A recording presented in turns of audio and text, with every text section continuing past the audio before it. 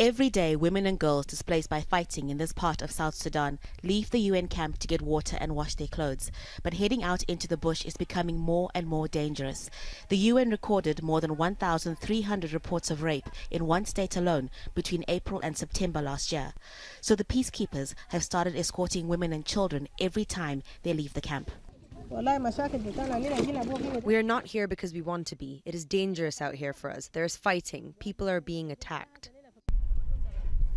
The women say they feel more comfortable when female troops escort and guard them. Being a woman in such a situation, it's probably more dangerous than being a soldier. So what we're protecting them from is, of course, the emerging issues that will come up in any armed conflict.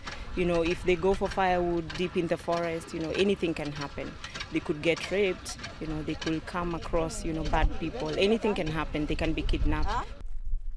Children also need protecting. Some have been killed, others have been abducted and forced to join armed groups.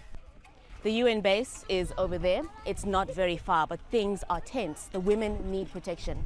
Government officials say various armed groups are hiding out in the bush. President Salva Kiir and his rival Riek Machar signed a peace deal in August to end a civil war that lasted for 2.5 years. The deal saw Machar return to the capital Juba in April to become first vice president and form a unity government with President Kiir.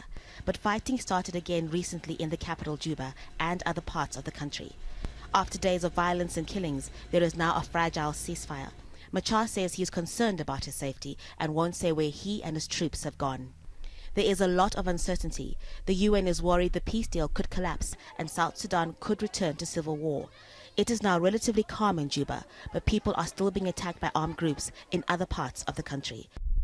And until it is safe, the peacekeepers said they'll continue to protect vulnerable women and girls. Haru, Mutasa, Al Jazeera, Wow, South Sudan.